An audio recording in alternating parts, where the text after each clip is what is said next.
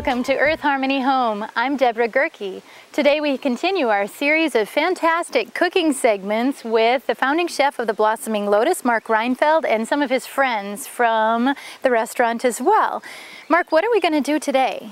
Today we're going to be working with kale, it's a great dark leafy green, and it is high in vitamin C, K, and A. It has great fiber and just a wonderful, one of the most healing foods around actually.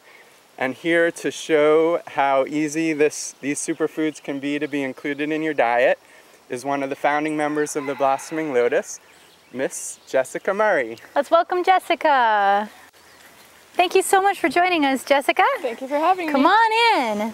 This is your kitchen right here at the One Love Gardens on the beautiful garden island of Kauai. Isn't this awesome? Just standing here with the breeze and the beautiful flowers and plants. It is. What a great place to experience. This is one of my favorite places on earth. So you're going to be making something called crispy kale with us. I am. Crispy kale is a very popular dish at our house. We eat it probably 4 times a week. It's great for kids. Not only is it great for them to eat it, but it's great for them to make it. It's fast, it's easy. One of the most important things to remember is to preheat your oven.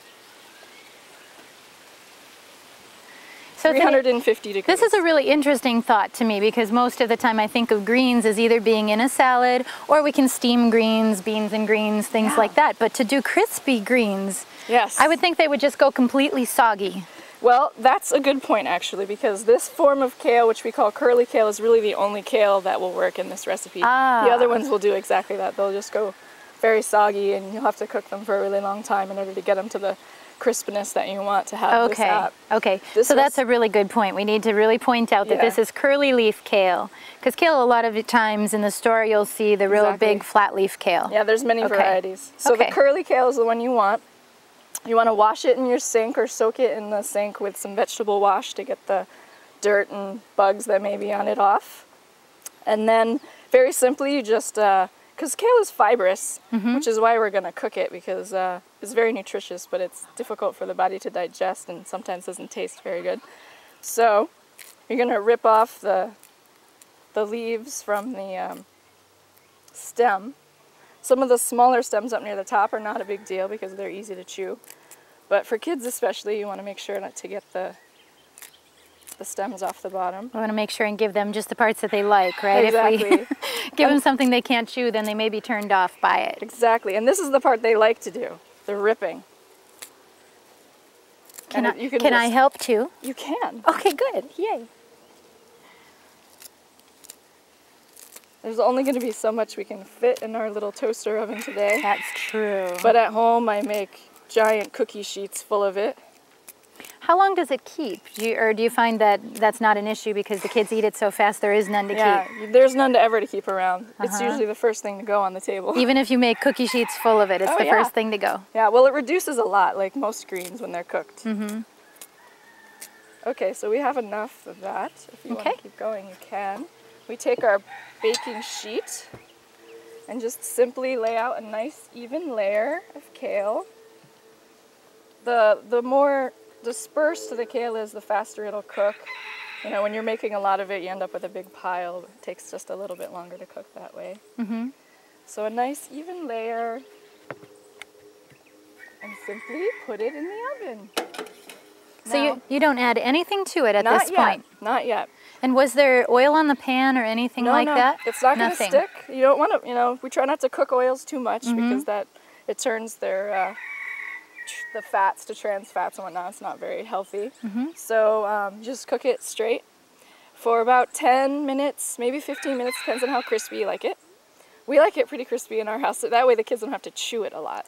It's just fast like a chip, you know. They'll knock it down.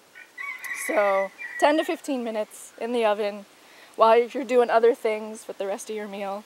It's a great side dish. It's a great snack all by itself, like instead of popcorn. Okay, so I think we have crispy kale. I think we do. Yes. Wow. A little brown around the edges is good. That means it's going to be crunchy throughout. So, into your bowl it goes. Can you hear that? It's crispy. She's taking it off the pan and it's crispy. This is amazing to me. It really is. Yes, it's going to be amazing when you eat it. It doesn't take a lot, obviously, for me to get pretty darn excited, especially if it's around food. Olive oil. Just a bit. Nutritional yeast. A lot. Blowing in the wind. And salt. A dash. And then you use your hands because it really gets the oil and everything around the best way. You can use forks if you like, but then you can't lick your fingers afterwards. Takes a little bit of the fun away, especially if you're doing this with your children, which is what you recommend. This is a great thing to do with the kids. They love to get their hands on their food. We all know that. So toss it around like a good salad. You can hear that crunching? I think this is such a great idea. I haven't tasted it yet, but I know it's going to be fantastic. I'm about to taste it though, so please keep your eyes on this right here. Oh, I want a really crispy one. This is really crispy right here. Did you hear that? Crispy. Yum! Seriously! Wow! Mmm. So this is what it looks like. You know, what an incredible thing to do. We started out with just fresh curly leaf kale. I probably have it all over my lips right now. And put it in the oven for 10-15 minutes at the most. Just until it's crispy. You want to see the edges of the leaves maybe going a little bit brown? The edges should go a little bit brown. Throw it in the bowl, olive oil, nutritional yeast, salt, toss it, ready to go. Perfect side dish or snack.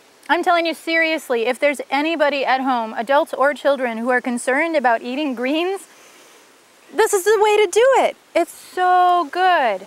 What a great way to get these dark green leafy vegetables into your diet. Thank you so much, Jessica, for sharing this. My pleasure, really. So, I'm still chewing. I want more.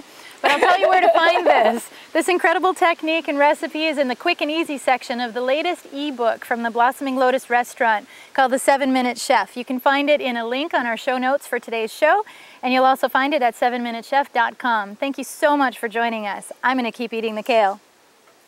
Aloha.